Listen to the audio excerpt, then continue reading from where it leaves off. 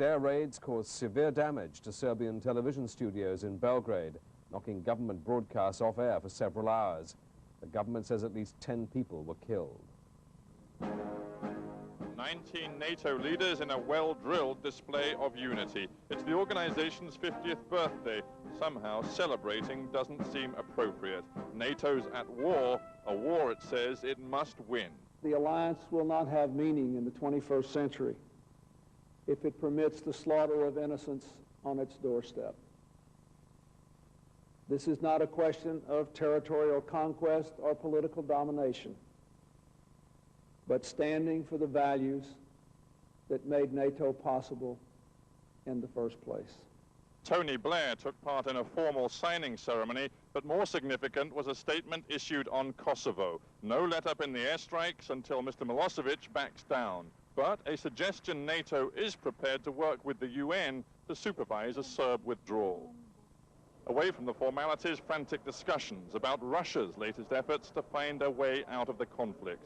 Talk of Mr. Milosevic accepting a vague international presence in Kosovo impressed no one. He cannot now pretend that we can secure the reconstruction of Kosovo and deliver confidence and security to the refugees by only a token international military presence.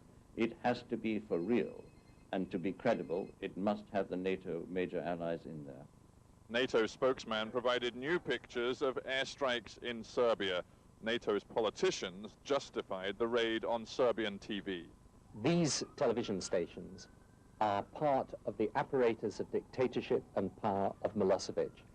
And that apparatus is the apparatus he has used to do this ethnic cleansing in Kosovo. It is the apparatus that keeps him in power. And we are entirely justified as the NATO alliance in damaging and taking on those targets. Close to the summit center, hundreds of ethnic Albanians called for tougher NATO action. They want ground forces sent in now. Passions threaten to boil over. There are differences in private, but in public, the NATO leaders are determined that their show of unity will not crack. Their message to Slobodan Milosevic is simple. They intend to secure victory in Kosovo, however long it takes. Stephen Sacker, BBC News, Washington. More now on last night's bombing in Belgrade.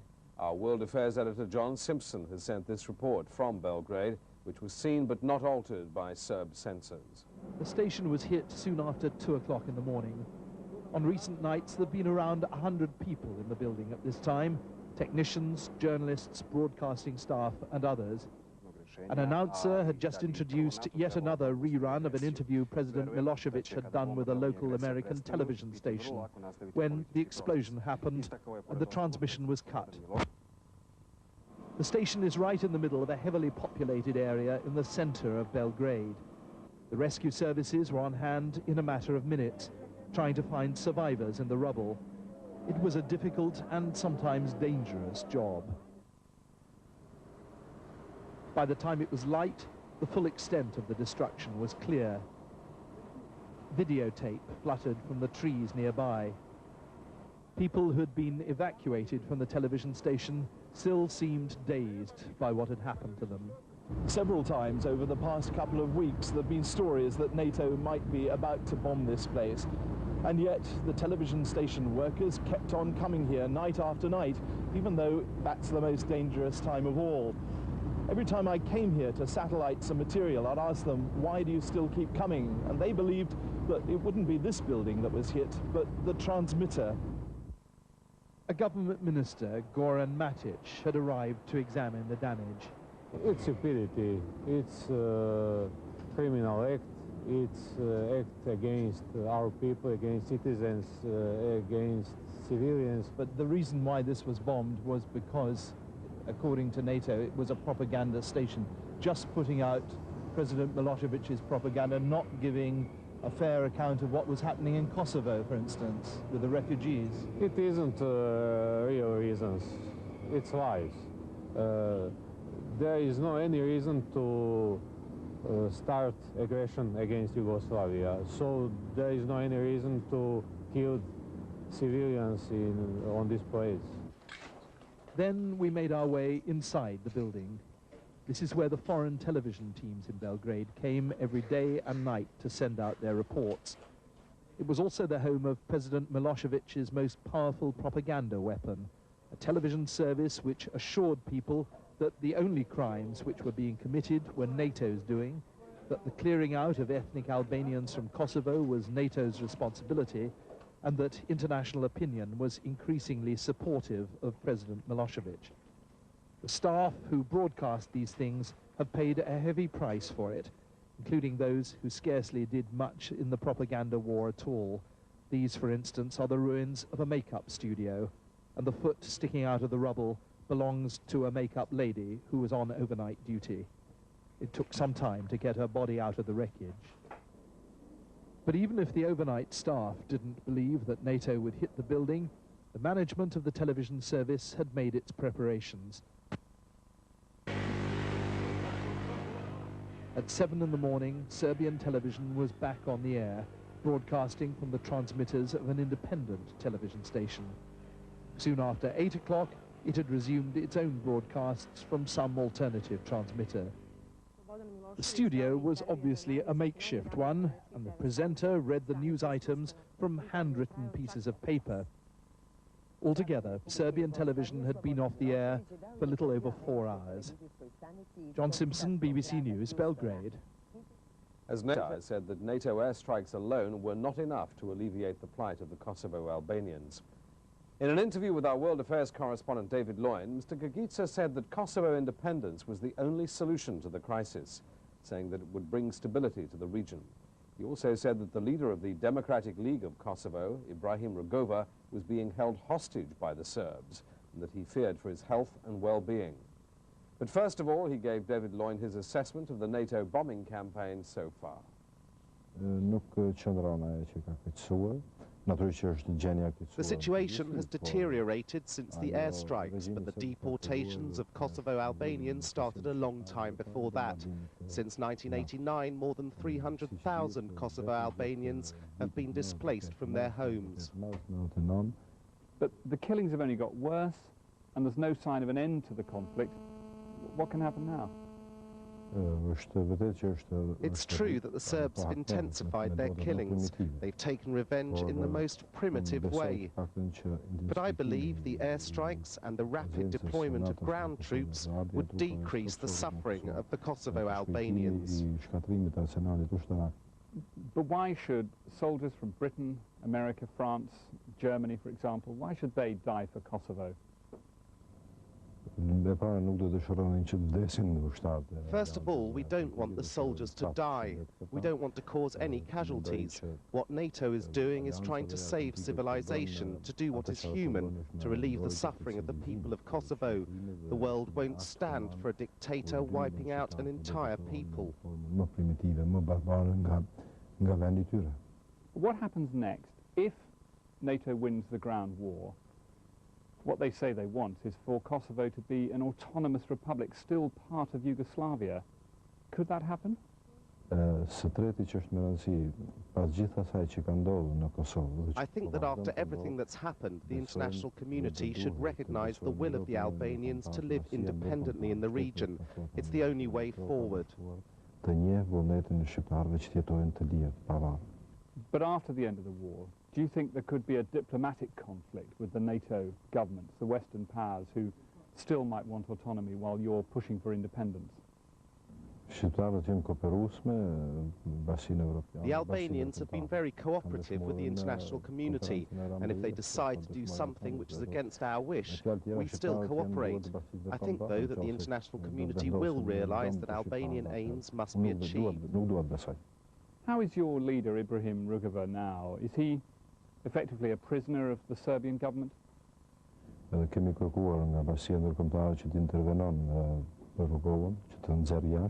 We're concerned about his health and well-being. He's a hostage and not free to operate. We've asked for him to be able to go to the US or elsewhere in Europe so that he can express himself in a free, democratic environment instead of being a hostage. Hafiz Gagitsa. In the Albanian border town of Kukes, heavy rain is adding to the misery of the estimated 100,000 refugees being held there. Aid agencies are now trying to persuade people to move to new camps on the coast. Our correspondent Jeremy Bowen has been to Kukës to see what conditions are like for the refugees living there. They spend hours every day waiting for somebody's help, for food, waiting to fit in with other people's plans. Being a refugee is about loss, about losing control of your life, about losing your job, your education, your home and your country, even losing the ability to buy what you need with money you've earned. When it rains, especially when it rains the way it did in Kukës today, it's even worse. People are trying to push in, and I've been here 4 hours, he complained.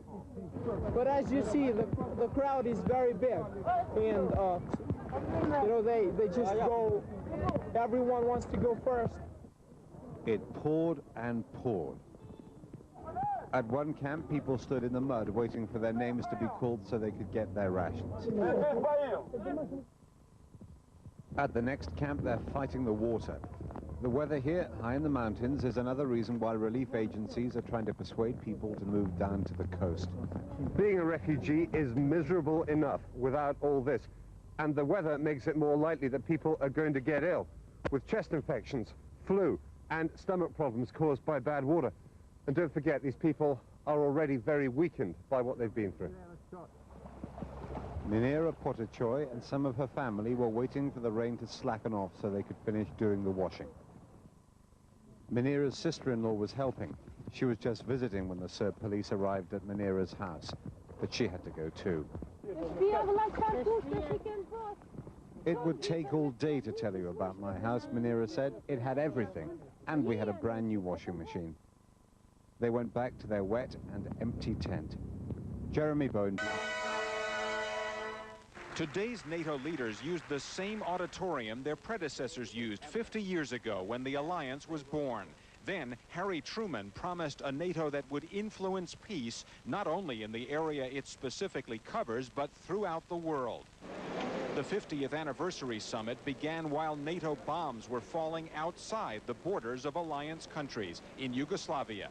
In Kosovo. The summiteers' first act was to talk tough about the bombing to put a stop to Serbia's expulsion of Kosovo's ethnic population. We cannot and we will not stand by and let this hideous policy of ethnic cleansing succeed. Defeating it and reversing it is the best anniversary memorial NATO could possibly have. The alliance will not have meaning in the 21st century if it permits the slaughter of innocents on its doorstep. But at a roundtable war council, the Allies laid out this scenario for ending the Kosovo war based on a German proposal floated last week. NATO will seek a United Nations resolution giving Slobodan Milosevic the political cover of a UN directive. The UN would require Serb withdrawal from Kosovo on a precise and rapid timetable. When withdrawal begins, NATO would suspend the bombing. An international military force, mandated not by NATO but by the UN, would move in to safeguard the swift return of all refugees. The Allies have already damaged Yugoslavia's fuel supply. The summit endorsed a European Union oil blockade and pledged to choke off oil supplies through Montenegro from the Adriatic Sea. The NATO summit leaders did not authorize ground troops for Kosovo because many allies, including Spain, Germany, Greece, Hungary, and the United States, are not ready for it. A ground invasion from the north, as it is sometimes referred to, that is through Hungary, is not acceptable for us.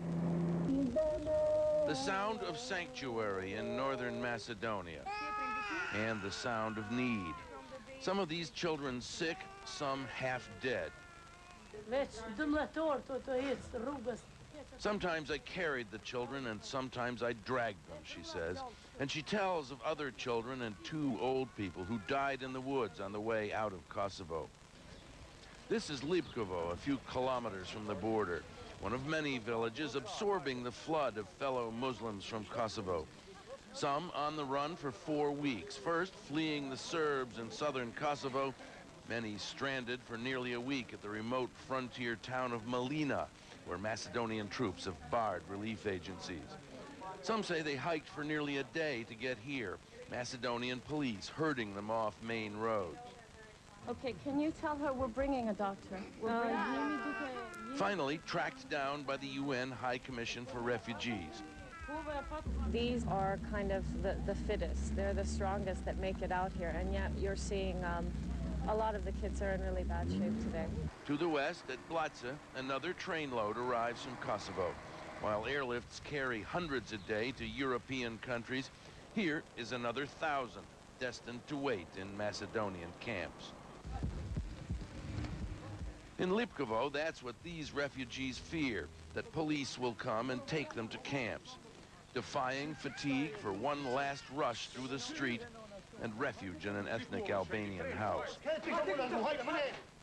Here, it doesn't take much to call yourself lucky. While NATO hammers, weather permitting, at Yugoslav bridges, refineries, and public buildings, the machine that is grinding up the people of Kosovo whirs on. Their first hot meal since their arrival the day before. All they have are the clothes on their backs, so for Barim it's top priority to make sure they get something else to wear. 4 days later, the bureaucracy has been taken care of and Barim is visiting the refugees in his care to see if he can help out with anything else. The Krvaga family have everything they need. They tell how young Serbs were ordered to drive people out of their houses some 20 days before NATO airstrikes began. The men were masked. They threw grenades. They attacked with heavy weapons and tanks close to the houses. Then they came into people's homes and they said, "You've got 5 minutes to get out, or you're all going to die." Men were separated from women on the way to the border. Serb soldiers threatened to shoot the men. Everyone was afraid for their lives and for the lives of their relatives. Serb soldiers said to the men, "We're going to put your women in front of our weapons as human shields." These refugees were lucky. The soldiers didn't carry out their threats. The Krvaga family were reunited at the border, but many others have lost contact with family members and don't know if they're safe. This family weren't allowed back into Kosovo after a trip to Macedonia to take their disabled child to see a doctor. They were afraid to reveal their identity for fear of reprisals against family members back home. He doesn't sleep anymore. I think he'll go back and fight for the KLA. Barim would like to do the same, but his father won't let him. He fled to Germany 7 years ago to avoid being drafted into the Serbian army. I don't think that I could live with Serbs again. I couldn't even talk to them, because they just kill people. It could be my brother, my mother, it doesn't matter. And over there too, the Kosovo Albanians. They're my brothers and sisters too. Most Albanians feel the same way. A difficult starting point for future peace efforts. Kosovars preparing their convoy for the journey south to Tirana.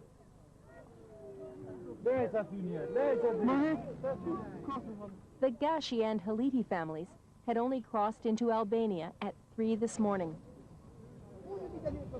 Their ordeal began 9 days ago when, they say, Serbs attacked their village, Krusha and Mava. It was the day after the NATO airstrikes began. Grenades rained down. Husnia Gashi was injured in the attack.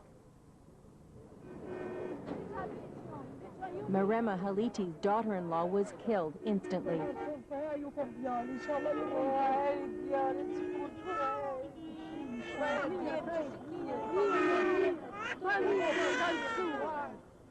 After the attack, they hid for several days in the forest until they found their chance to escape. The Gashis and Halitis are wealthy farmers who once produced vegetables for all of Yugoslavia.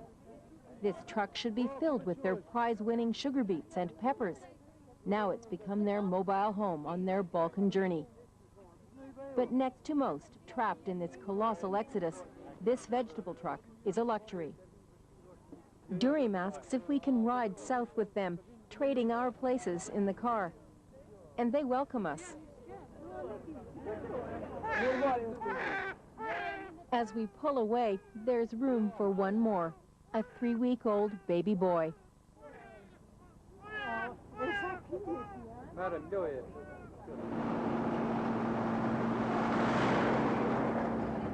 There's a debate about how many we are, but we think there are 28 of us intertwined. Avni, what's the plan?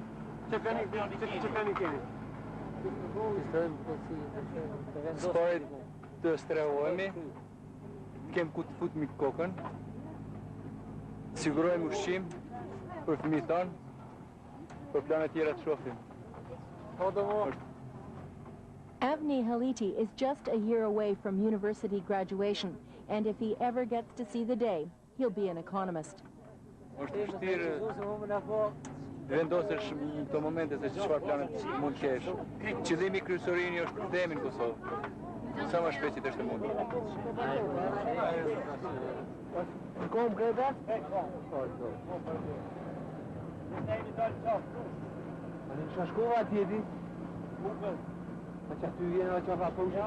The journey north by car was frightening enough for me at times. The trip south in this unstable wagon has terrifying moments. Yet for these refugees, roads without guardrails are nothing to the horrors they've seen and the dramatic escape that's still underway. They're stunned by it all. They're exhausted. And hungry too, with only bread and a little cheese to eat these past few days. The women and children have been sick throughout our journey. You're thinking of your own baby now. Yeah. And what are you thinking? I'm just thinking that I don't know what I was going to do if something happened to my little baby like this. How much longer have we got to go? You reckon? We got something like 6 hours. We're slowing down for a KLA checkpoint, but the soldiers wouldn't let me take pictures here. They hollered at the men in our convoy and accused them of being deserters. We were only allowed to pass once the men promised to return and join the army. They argued they must first find shelter for their families. I mean, do you feel a bit guilty that you haven't joined? I mean, many students have. Nuk njohun njerëz tjerë. Ka, megjithatë ka, më s'kom pas kontakt. E një veten. Çdo njëri për një do të thotë për një vetë. Atë çka thash më parë. Duhet bërëm të nivelizojmë këtë gjë. An hour or so later, we stop again, but this time only for rest. Shani Haliti, our driver, comes to see if everyone's okay. It was Shani's wife, who was killed in the grenade attack only 9 days earlier.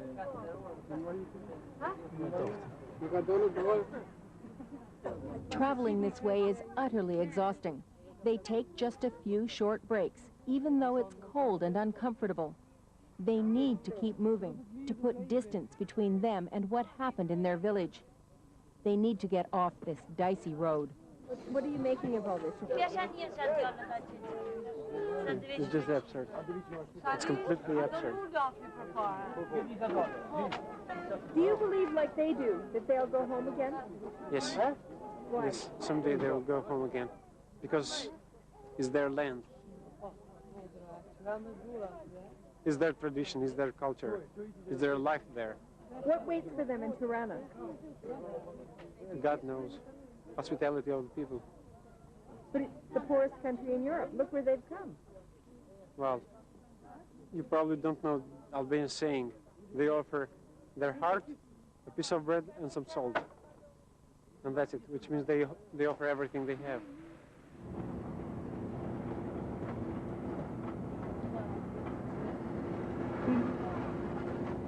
It's nearly 12 hours since we left Kukas, and I've come back to our car to take pictures of the convoy. 12 hours, and we're only now seeing the first sign of aid. A packet of breakfast cereal, and, unexpectedly, a police escort. It's because there have been some shooting against Kosovars during this road half an hour ago. And the police are afraid that this might happen again. So they are escorting us to Tirana. Why would anybody shoot them? One is robbers, simply robbery. Poor people robbing, you know, people in need, which is absurdity. And the other one is, which to me is most probable, is that the Serbs have activated their agents here in Albania to create social unrest. But it's impossible to know who's shooting who. It was 2:30 in the morning by the time we stopped, about an hour's drive past Tirana.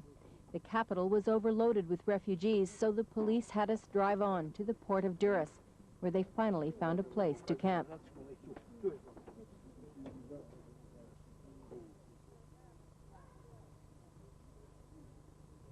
By day, everyone could see this would not do, even for temporary shelter.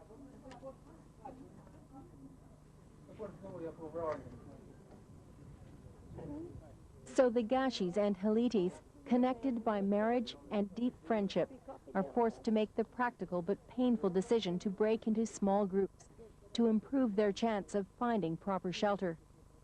In war, friends and even family so easily lose touch. How can you stand all these parting between one another? The proverbi që njeri është më i sigurt. E kjo vërtet po dëshmohet. The following day, we found the Gashis already managing to put order back into their lives. They'd found a house on the edge of Tirana. And as Albanian television played its part in reuniting scattered refugees, Muftar Gashi's relatives in Germany were promising to send money and clothes. In Durrës, the neighbors had welcomed the refugees into their homes, and the Halitis had begun to wash away the nightmare of their journey. But some things will not be forgotten. Shani Haliti will never hold Arlinda's baby. She was pregnant with their first child when she died. And Shani's mother, Marema, dwells on the painful memory of leaving her daughter-in-law behind without proper burial.